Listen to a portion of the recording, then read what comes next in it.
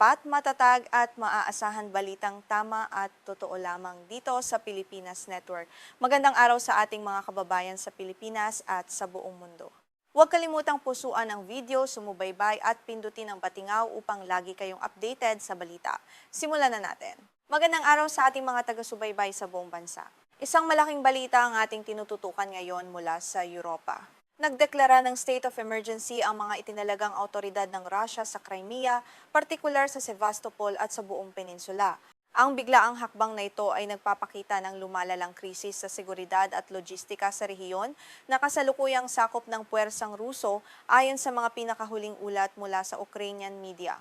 Ang opisyal na desisyon ay inanunsyo mismo ni Sergei Aksyonov, ang pinuno ng Crimea na itinalaga ng Kremlin. Kasama niya sa pagpapasya si Mikhail Vladimirovich Rasmushayev, ang gobernador ng lungsod ng Sevastopol.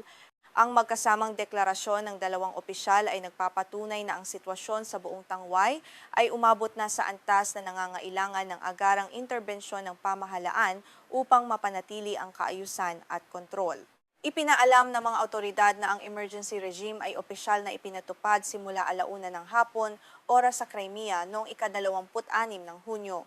Mabilis na kumalat ang balitang ito na nagdulot ng matinding pangamba sa mga lokal na residente. Ayon sa mga ulat, ang biglaang pagpapatupad ng kautusang ito ay nagpapakita ng kawalan ng katiyakan sa seguridad ng rehiyon habang patuloy ang labanan sa mga karatig na lugar sa Ukraine. Sa kanyang pahayag sa publiko, sinubukan ni Aksyonov na kalmado ang mga residente sa pamamagitan ng pagsasabing ang hakbang na ito ay naglalayong ayusin ang mga isyong pang-ekonomiya. Bukod dito, sinabi niya na layunin din itong tiyakin ang maayos na takbo ng mga pangunahing sistema ng pamumuhay. Ngunit sa kabila ng mga pahayag na ito, marami ang naniniwala na may mas malalim na dahilan sa likod ng biglaang deklarasyon ng emergency. Dagdag pa ng opisyal na itinalaga ng Kremlin, ang legal na emergency regime ay nagbibigay daan para sa mas mabilis na paglutas sa mga hamon na may kinalaman sa matatag na operasyon ng lahat ng sektor na sumusuporta sa buhay ng populasyon. Ang ganitong uri ng kapangyarihan ay nagpapahintulot sa pamahalaan na kontrolin ang mga yaman at limitahan ang ilang mga karaniwang aktibidad ng mga mamamayan sa rehiyon upang makatipid sa supply. Sa kabila ng mga pampalubag-loob na pahayag ng mga opisyal, ang deklarasyon ay nagaganap sa gitna ng matinding krisis sa logistika sa buong sinasakop na peninsula.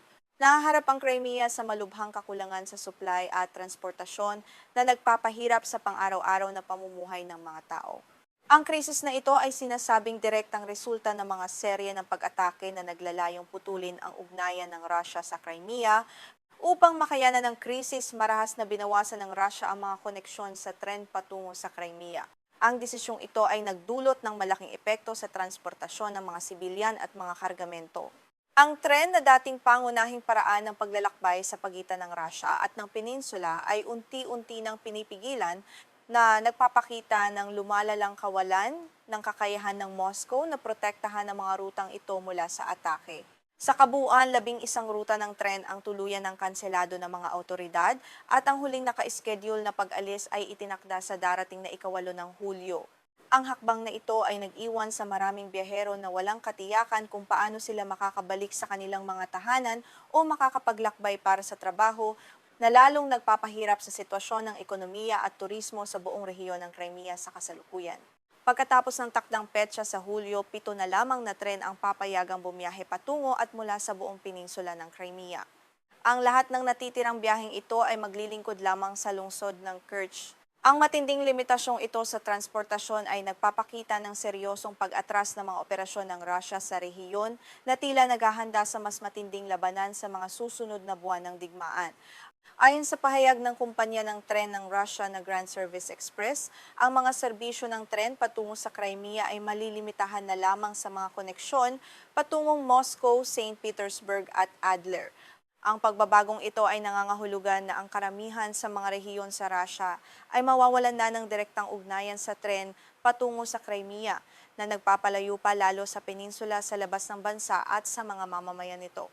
Sa opisyal na desisyon ng Crimean Operational Headquarters, binabawasan ng kumpanya ang bilangan ng mga tren na tinatawag na Tavria na bumibiyahe sa rehiyon.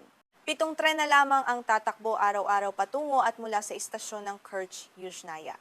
Ang pagbawas na ito ay isang malaking dagok sa turismo at kalakalan na dating sumusuporta sa ekonomiya ng Crimea bago ang pagsiklab ng mas matinding hidwaan sa pagitan ng dalawang bansa.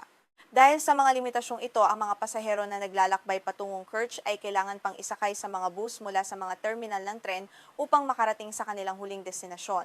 Gayunpaman, ang sistemang ito ay hindi naging epektibo sa aktwal na operasyon.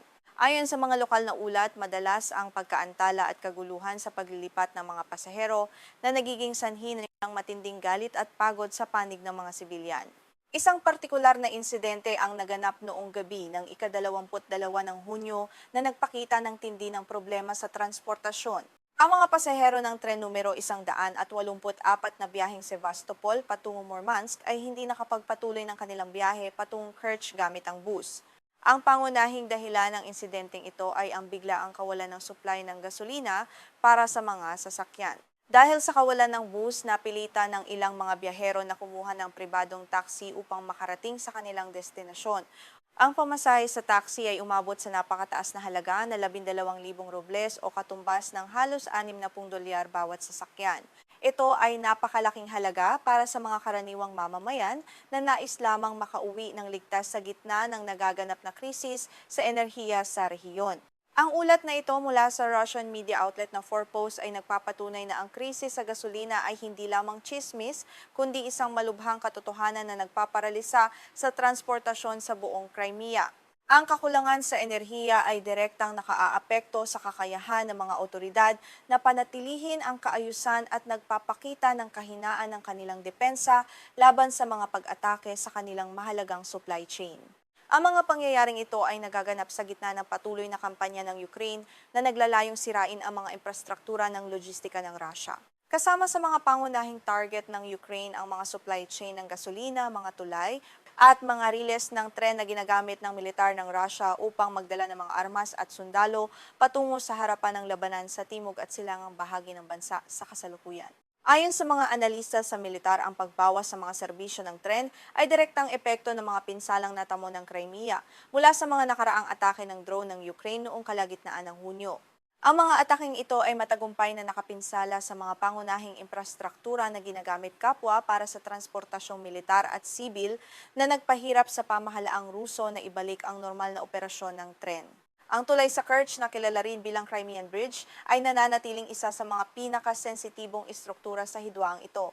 Ang anumang pinsala sa tulay na ito ay nagdudulot ng agarang pagkaputol ng supply ng pagkain, gamot at gasolina para sa buong peninsula. Ito ang dahilan kung bakit labis ang pag-aalala ng Russia sa seguridad ng rutang ito na nag-uugnay sa kanila sa sinasakop na lupain ng Ukraine. Para sa mga residente ng Crimea, ang deklarasyon ng state of emergency ay nagbabadya ng mas mahirap na mga araw sa hinaharap.